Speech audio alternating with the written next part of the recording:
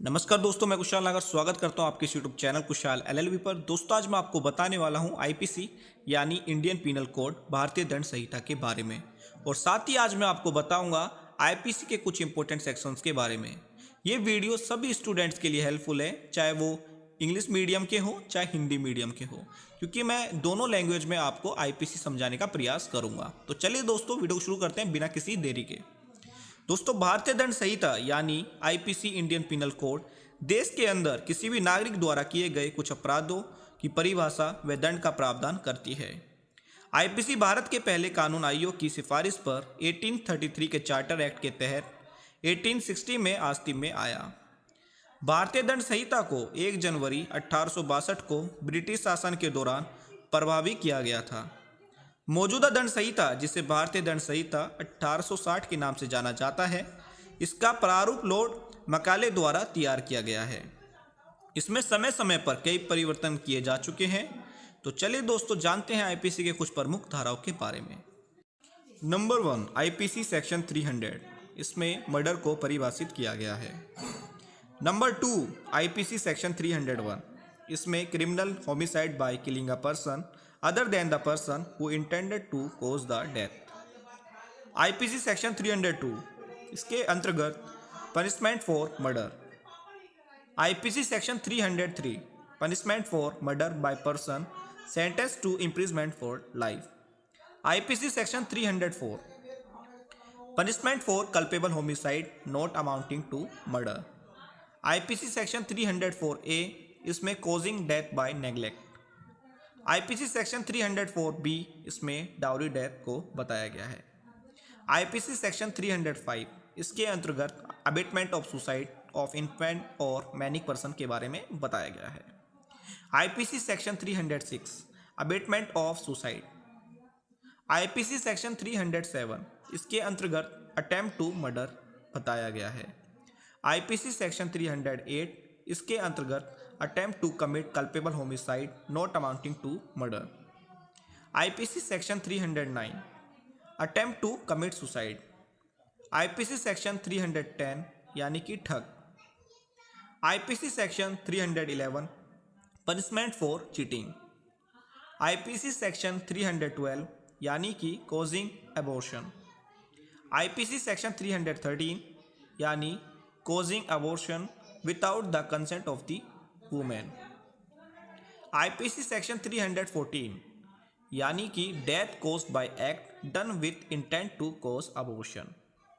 IPC section 315, act done with intent to prevent child being born alive और to cause death after birth. IPC section 316, इसके अंतर्गत बताया गया है causing the death of a living unborn child by act which amount to culpable homicide not amounting to murder। IPC section 317, यानी कि abandonment and exposure of child under 12 years of age by the father or mother of the child or the person taking care of him। IPC section 318, इसमें बताया गया है concealment of birth by secret disposal of dead body। IPC section 319, इसमें बताया गया है causing hurt के बारे में। एंड आईपीसी सेक्शन 320, इसमें बताया गया है ग्रॉस इंजरी के बारे में। तो चलिए एक बार इन सभी सेक्शन को हिंदी में भी समझ लेते हैं। दोस्तों, मैंने बताया आपको आईपीसी सेक्शन 300, यानी कि आईपीसी धारा 300 में आता है हत्या, और दूसरे नंबर पर आता है आईपीसी धारा 301, जिसका मतलब होता है जिस व्यक्ति की मृत्यु कारित करने का आशय था उससे भिन्न व्यक्ति की मृत्यु करके आपराधिक मानव वध करना। आईपीसी धारा 302, यानी कि हत्या के लिए दंड। आईपीसी धारा 303, यानी कि आजीवन कारावास से दंडित व्यक्ति द्वारा हत्या के लिए दंड।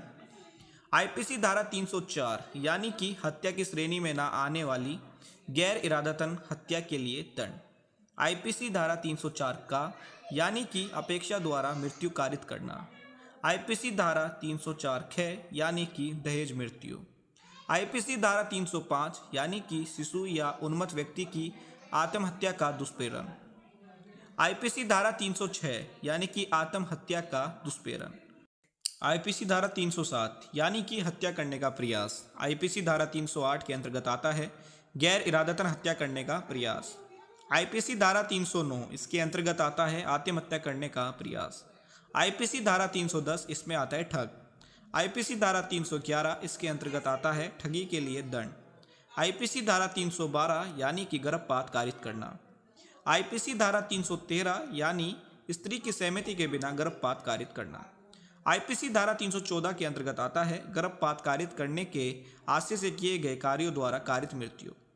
आईपीसी धारा 315 के अंतर्गत आता है शिशु का जीवित पैदा होना रोकने या जन्म के पश्चात उसकी मृत्यु कारित करने के आशय से किया गया कार्य।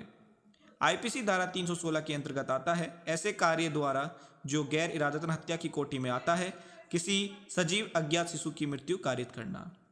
आईपीसी धारा 317 के अंतर्गत आता है शिशु के पिता या माता या उसकी देखरेख करने वाले व्यक्ति द्वारा 12 वर्ष से कम आयु के शिशु का परित्याग और आरक्षित डाल दिया जाना।